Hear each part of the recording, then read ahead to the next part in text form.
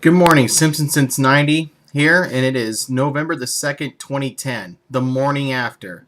The morning after the San Francisco Giants have won the World Series. It's the first title for the Giants since coming out west in 1958, and it's the first title for the franchise since 1954, going back to the days of the Polo Grounds and Willie Mays and his basket catch, sweeping the Indians. Now, I'll be honest with you, I've been waiting 21 years for this moment. And a lot of Giants fans, old and young, have been waiting a long time for that moment, is for this day to come as well. Now, I'll be honest with you, none of my friends have got me into the Giants. Well, I'll have to make an exception for the '87 season, but I didn't get the inspiration from my dad because he was a big A's fan and he rooted against the Giants all the time. I got it from my stepsister. My stepsister is in a huge family of bleeding orange Giants fans, and she helped me get into the team, root for the Giants in the middle of the '89 season. So I've been waiting a long time for this day to come. Now I will run through a list of the shortcomings I got to see, since I became a fan in '89, which have pretty much been erased clean after Brian Wilson shut the door. '89, the World Series, of course, the Loma Prieta earthquake. The Giants would go on to be swept by the Oakland A's, and they never once led in that series. Now we flash forward to 1993. When the Giants almost became like the St. Petersburg Giants, but they managed to stay in San Francisco, signed Barry Bonds to a $44 million contract, which made him the highest paid player in baseball at the time, and had a new manager in Dusty Baker. They got a 102 win season, and they ended up blowing the NL West lead to the Atlanta Braves on the very last day of the season. Now that was a heartbreaker in itself. 3 years later, '97, after a terrible '96 season where they finished dead last, they had a great worst the first story. They won the NL West, only to lose to the Florida Marlins with the bat of Edgar Renteria, which is an ironic thing in and of itself. You go to 1998, the following year, the Giants blow the wild card lead, and they ended up losing in a one-game playoff to the Chicago Cubs. And then you have '99 when the Diamondbacks, just in their second year of existence, won the NL West on the Giants' turf. But you go to 2000, the very first season at what was known as Pac Bell Park then became SBC, and now it's AT&T. And I was there to see it on September 21st, 2000.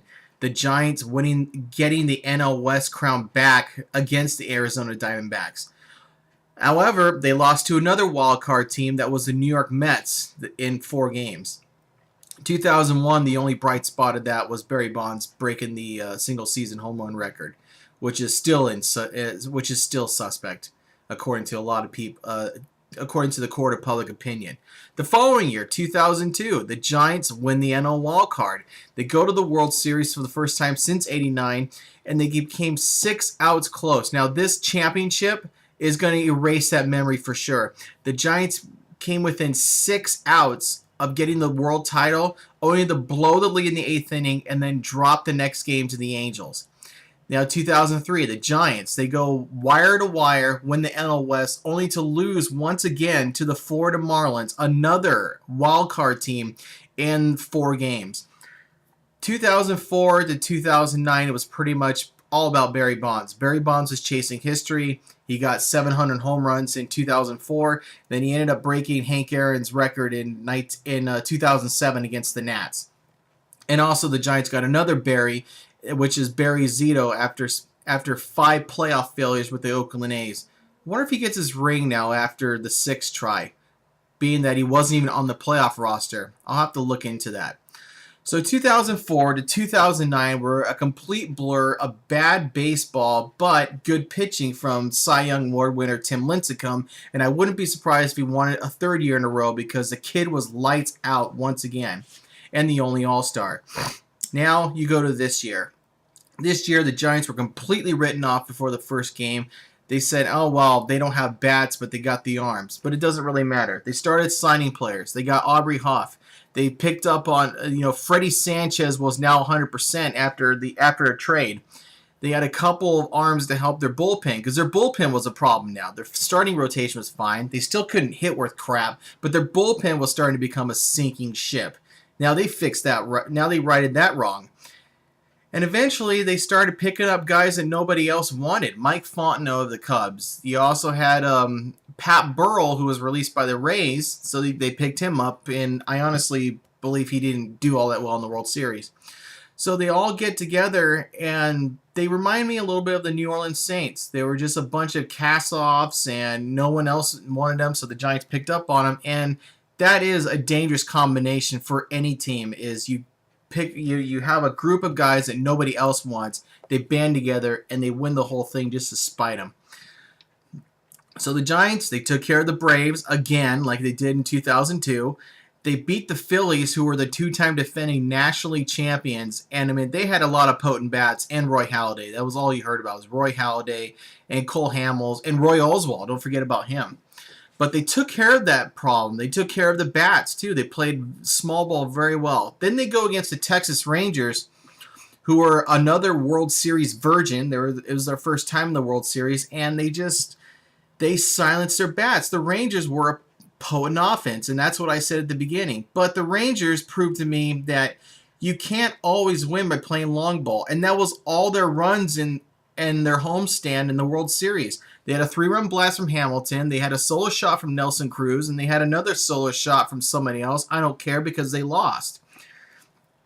So that's one thing the Rangers could work on and any other team can work on is playing small ball well. And that's how the Giants beat the crap out of the Rangers in the first two games of the series. I mean, their 9 runs, one was a home run by Renteria, but everything else was small balls. So that's it. So the Giants beat the Rangers. Now, I see 2 things from Ranger fans which I think are really stupid. First off, is their little jazz hands, their little moose hands. You know, ooh, I'm a moose. Look at my hands. I'm a moose. Well, I can use it for this. You lost.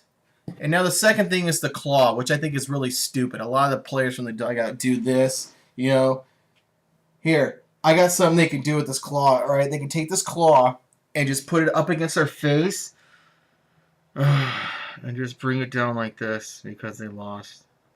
Now, taking nothing away from the Rangers, they will be back because Nolan Ryan, guy's a competitor. He's won before, so he's won a World Series in '69, so he knows what it takes to win one.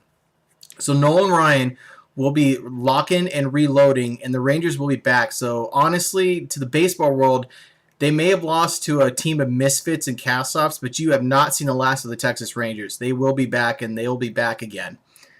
But honestly, I mean, Brian Sabean's job was on the line, and so was Bruce Bochy. And I remember when they re-signed him for 2 more years, I thought, great. So this is it, huh? We barely missed the playoffs in 2009, but you're going to be bringing the same guys back. Well, boy, that shut me up along with everybody else. And on a final note, Edgar Renteria, everyone thought Edgar Renteria was too old and the Giants overpaid for him, which was at the time true. They spent $18 million for this guy who was way past his prime, but boy, did he shut us all up. He had the game-winning World Series winning home run, and he took MVP honors.